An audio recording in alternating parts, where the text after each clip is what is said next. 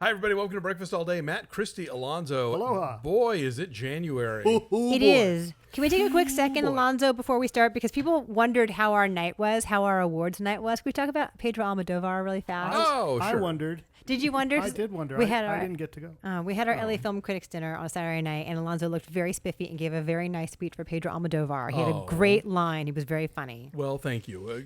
Christy looked far spiffier than me in a hot tomato red dress. Marchesa from Rent the Runway. Ooh, nice. Well, you and J-Lo were giving off equal wattage. So J-Lo stayed for the whole thing, and she ate. She ate the salad and the salmon. I think we thought she was going to parachute in and just like get her award and then leave, but she stayed for the whole thing. thing. Think she doesn't eat?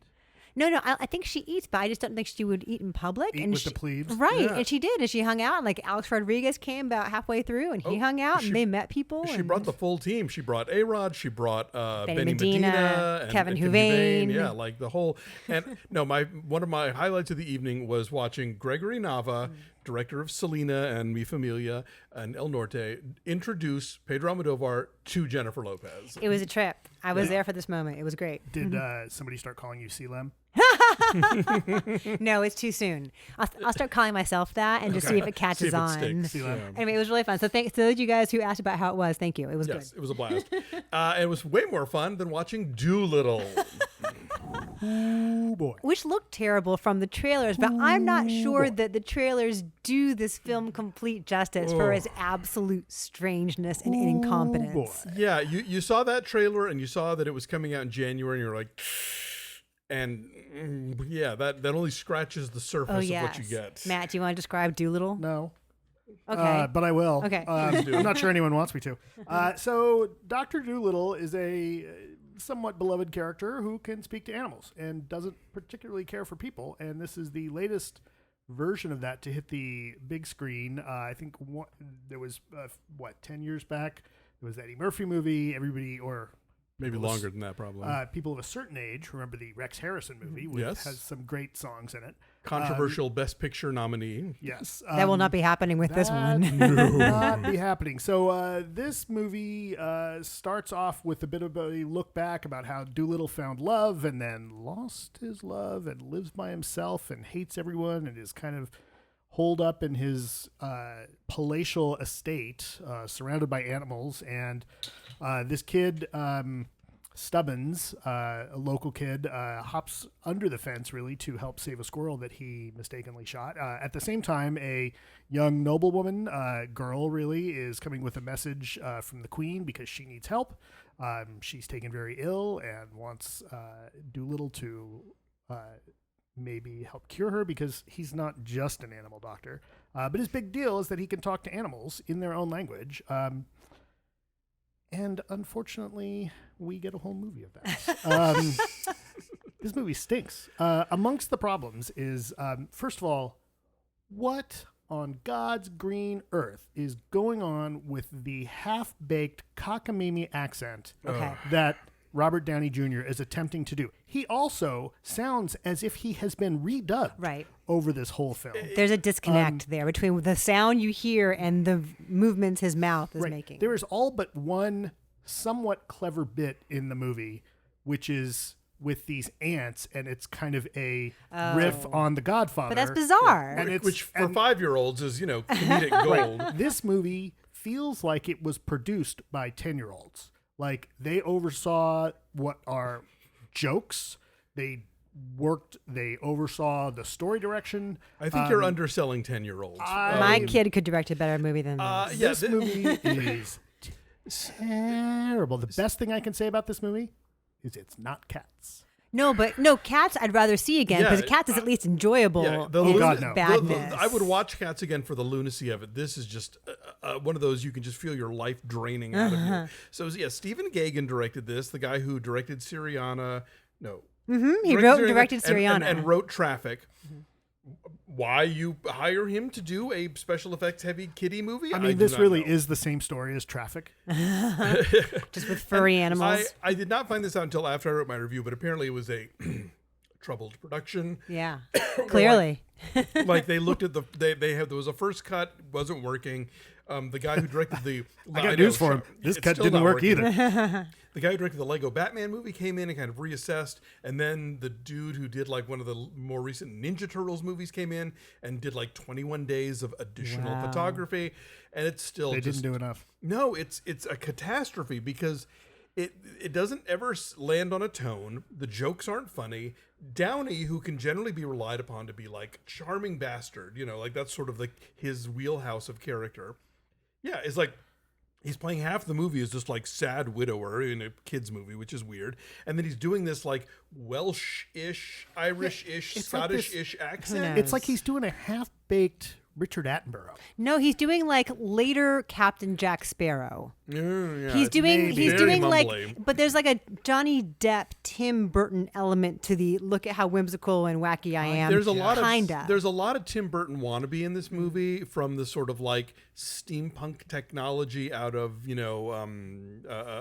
Sleepy Hollow to like a very Danny Elfman score. The costumes. And that's the thing, like, why are you putting a bunch of steampunk silliness into, like, why is he got to create all of these, like, clockwork things to feed the animals? Like, there's a whole breakfast serving machine that's right out of Pee-wee's Big Adventure. Exactly, and that's a much better breakfast machine. Oh, totally. So here's my question too: that they go to all this trouble to create what is theoretically period specific detail in the house, and there's a horse-drawn carriage that takes people places, and then there's a Godfather joke in the middle of it. Oh yeah, no, it's so weird. The animals all speak in like 21st century internet sass. Like like they're practically a meme. And the rest of the movie is in the Victorian era, and you're like, what? At one point, the Octavia Spencer duck says, "Do you understand the words that are coming out of my beak?" or whatever, and it's like you're doing a Chris Tucker Rush Hour joke. I mean, this is bizarre.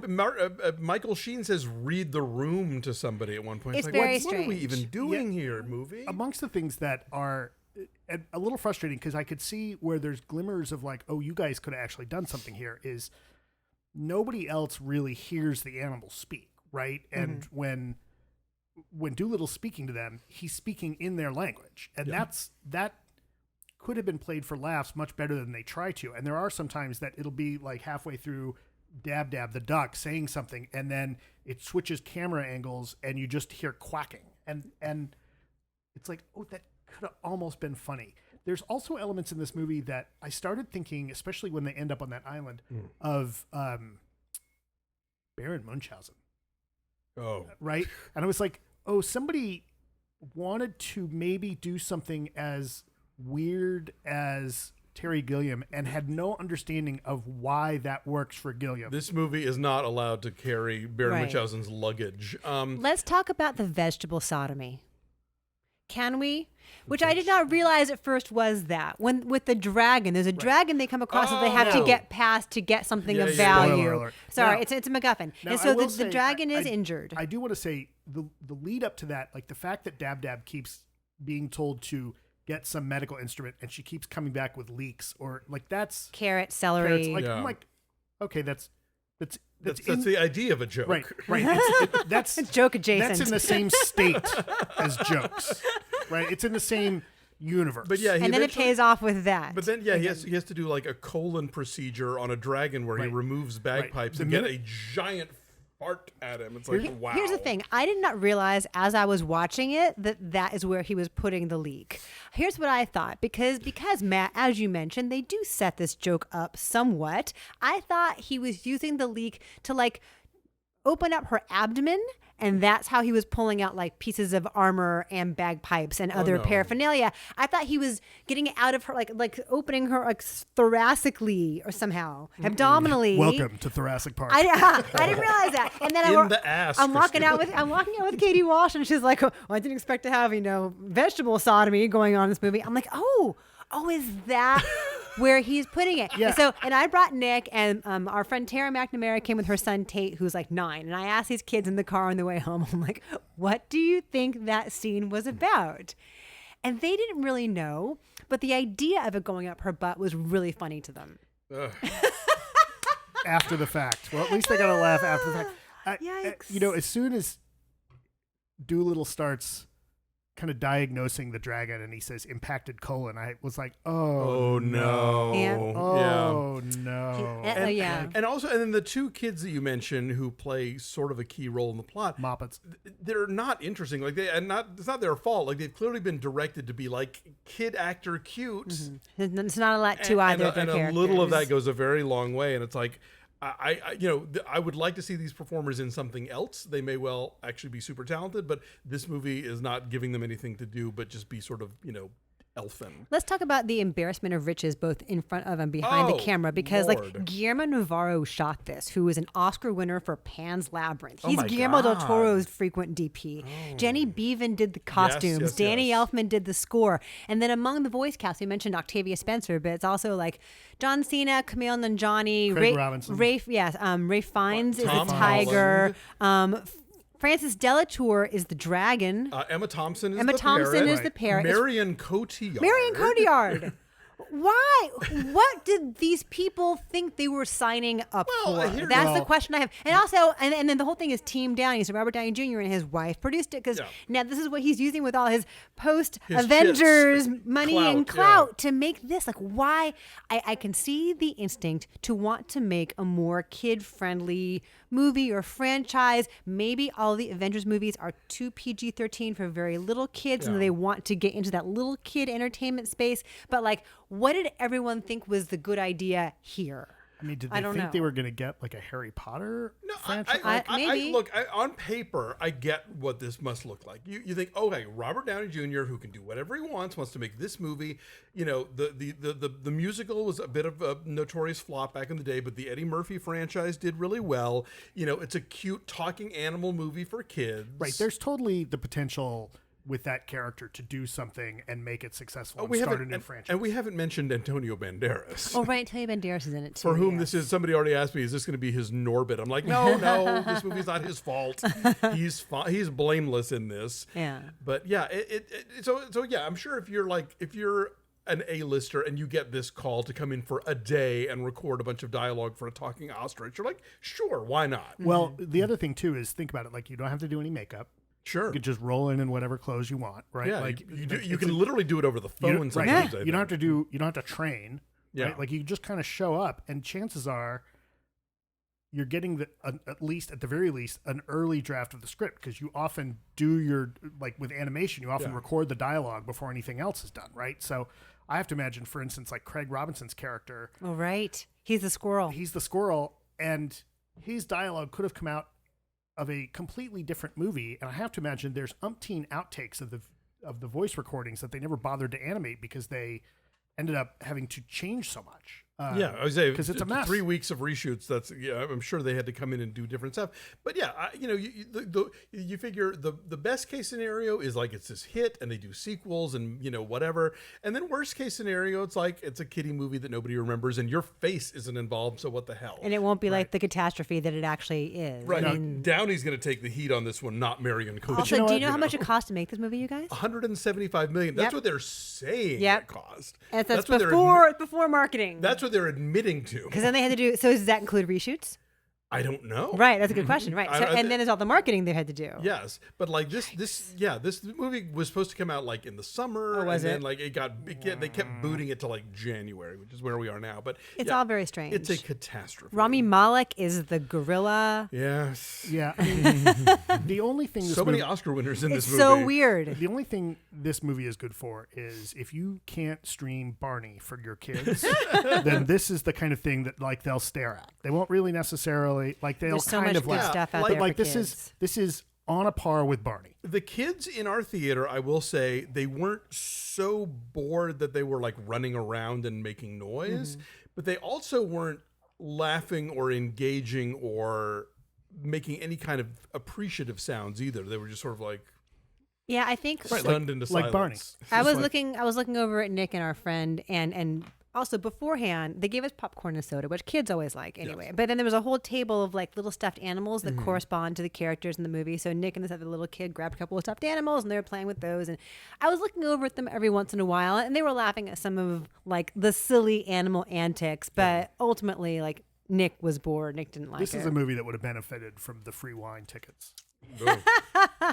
For kids. Yeah, no, this is very strange. I suspect that you'll be seeing this on lots of year-end worst of lists. Yeah, Which we're going to keep doing. We're going to keep starting doing off this. strong. Yeah. I think Matt Singer at Screen Crush said, I didn't have any 1 out of 10 movies in all of 2019, and it's January and I have one. Oh, Bill Abiri said cinema is dead. This is non-cinema. Yes, I saw that. Yeah, as far as worst of the year, we have an early champ. Absolutely. An early. yeah. This is the one to beat. To unseat, exactly. Yeah. What's your number, Matt? 2. You said 2. Alonso, what's your number? I'm the generous one. I said 2.5. I'm also saying 2. It's a 2.2 from us. It's at 14%. It opens That's with too high. It opens with 2D animation narrated by Emma Thompson, and if they just made that movie, Maybe. a million times better. Anyway, thank you for watching. I hope you had more fun watching this than we had watching Dolittle. Like this video, subscribe to our YouTube channel, follow us at BeFastAllDay on Twitter, Facebook, and Instagram, and go check out our Patreon page at patreon.com/BeFastAllDay. That's where we talk about trailers and we do our TV recaps, kicking off this week with our look at HBO's The Outsider, which we will be recapping throughout the season. Ooh, so good. Yeah, It's yeah. good. It's So good. you'll want to come hear us talk about that. Anyway, thanks for watching. We'll catch you next time. Bye.